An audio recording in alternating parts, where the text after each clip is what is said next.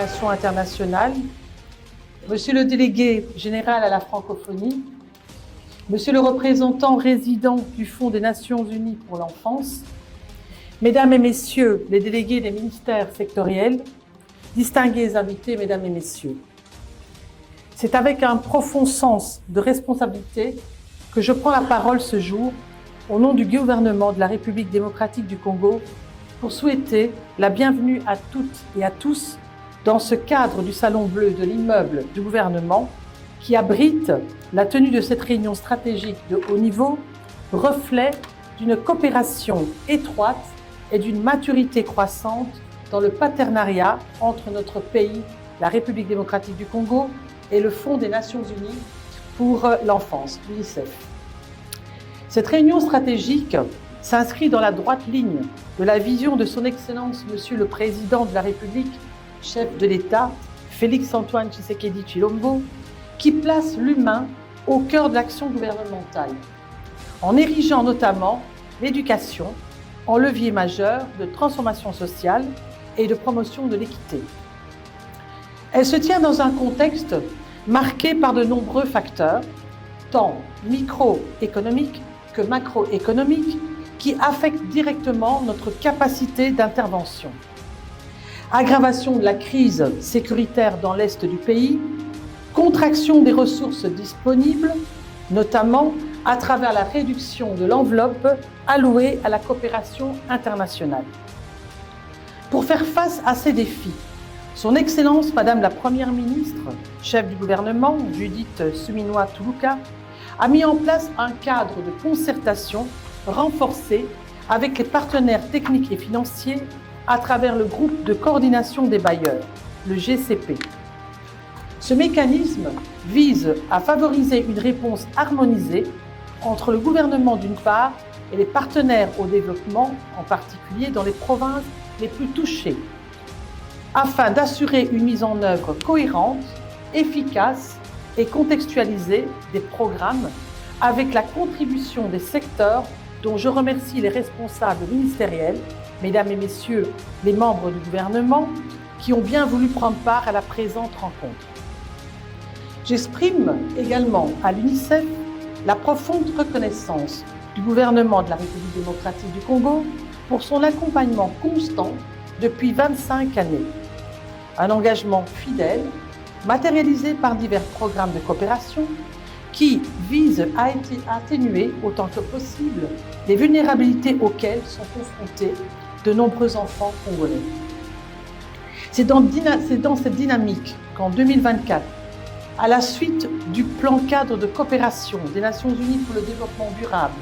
2025-2029, que le gouvernement de la République démocratique du Congo et l'UNICEF ont conjointement élaboré un nouveau programme de coopération couvrant cette même période. Ce programme a été entériné lors de la deuxième session ordinaire du Conseil d'administration de l'UNICEF, tenue en septembre de la même année.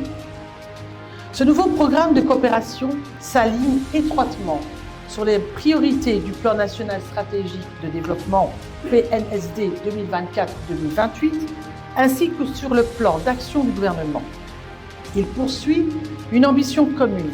articulée autour de la vision suivante, je cite, « Les enfants et les jeunes vivant en RDC, particulièrement ceux des provinces les plus vulnérables, grandissent en bonne santé et bénéficient d'une protection adéquate, acquérant des connaissances suffisantes et s'épanouissant dans un environnement sain et non violent. » Pour réaliser cette vision, une enveloppe initiale de 1 455 300 USD sur 5 ans ont été budgétisées sous réserve de la disponibilité effective des fonds. Ce financement est destiné, d'une part, à appuyer la mise en œuvre d'interventions dans 6 secteurs clés: la santé, la nutrition, l'eau, l'assainissement, l'hygiène et le climat, l'éducation et les adolescents, la protection de l'enfance et les politiques sociales. L'exécution de ce programme s'étendra sur 8 provinces, réparties entre 4 identifiées comme zones d'urgence, à savoir l'Ituri, le Nord Kivu, le Sud Kivu et le Tanganyika. et 4 autres ciblés pour l'application d'un paquet complet d'interventions intégrées selon une approche de convergence, c'est-à-dire le Kasaï central, le Maniema et le Sankoro. Mesdames et messieurs, alors même que les plans de travail roulants pour les exercices 2025 et 2026, élaborés avec l'appui technique des ministères sectoriels, avaient été finalisés, signés et transmis aux différentes entités concernées en vue de la mise en œuvre du programme, nous avons été confrontés à un contexte mondial marqué par la résurgence de chocs, notamment la réduction des financements. Cette situation oblige aujourd'hui tant le gouvernement que ses partenaires à opérer des choix stratégiques, des choix en hiérarchisant les priorités afin de concentrer les ressources disponibles sur les interventions les plus urgentes, notamment en faveur des enfants en situation de grande vulnérabilité en République démocratique du Congo. C'est dans ce contexte qu'un travail conjoint entre les experts de l'UNICEF et ceux des ministères sectoriaux a permis d'identifier les actions prioritaires.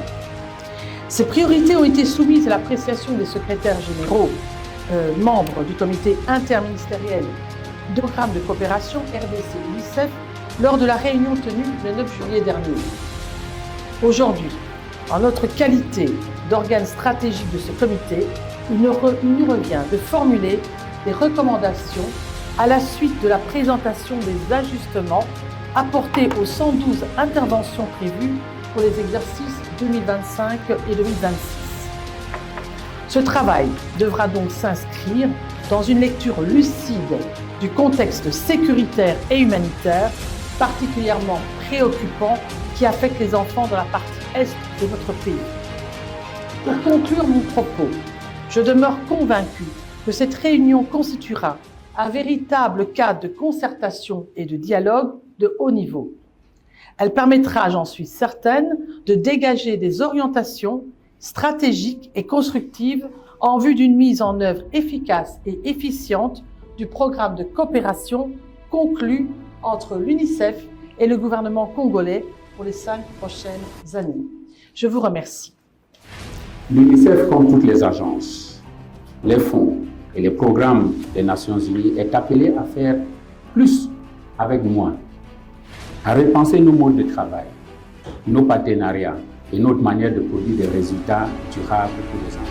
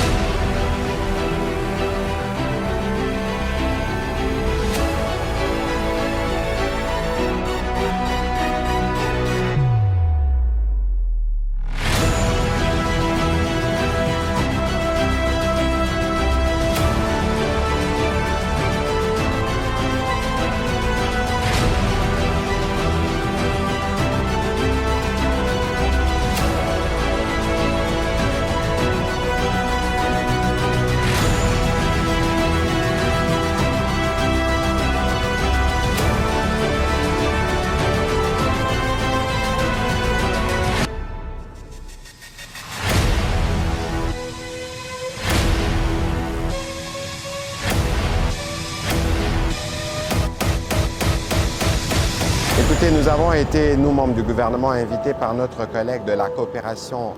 internationale pour échanger avec l'UNICEF. Vous savez que l'UNICEF est une agence de système des Nations Unies qui est partenaire du gouvernement de la République démocratique du Congo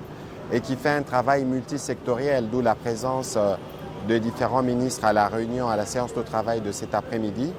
Parce que comme vous le savez, au regard du contexte mondial, l'UNICEF va connaître une réduction de ses moyens d'à peu près 38%. Et cela va impacter sur son programme, sur son personnel et sur sa présence dans les différents coins de la République démocratique du Congo. Et donc au cours de cette discussion, il était question pour nous d'être informés de ces conséquences dues notamment justement à ces manques de financement et comment l'action pourra être réorientée et comment, en rapport avec ce que l'UNICEF nous a dit, les sectoriels, quelles peuvent être leurs suggestions pour qu'on soit sûr que notre partenariat continue à être efficace même si les moyens venaient à être retouchés. Et les échanges de ce jour ont été plutôt très constructifs Ils ont été conduits par la ministre déléguée qui s'occupe au niveau du gouvernement de la centralisation plus ou moins de tout ce qui est coopération avec l'UNICEF et que dans les prochains jours, dans le cadre de ce qui avait été convenu, nous continuerons les interactions pour arriver à déboucher sur un plan qui permette à la fois et au gouvernement à être efficace dans l'action pour nos enfants. Il y a un sujet qui est revenu plusieurs fois, c'est des questions de l'aspect qui concerne la protection de l'enfant. Vous savez que la situation dans l'Est avec les partis qui sont contrôlés par les forces ennemies nous préoccupe beaucoup. C'est aussi autant la préoccupation de l'UNICEF. Une priorisation sera faite dès que la paix sera restaurée pour les enfants qui sont dans cette partie du pays et surtout que les problématiques ont plus ou moins déjà été sériées. Voilà plus ou moins les condensés de la réunion de ce jour. Merci.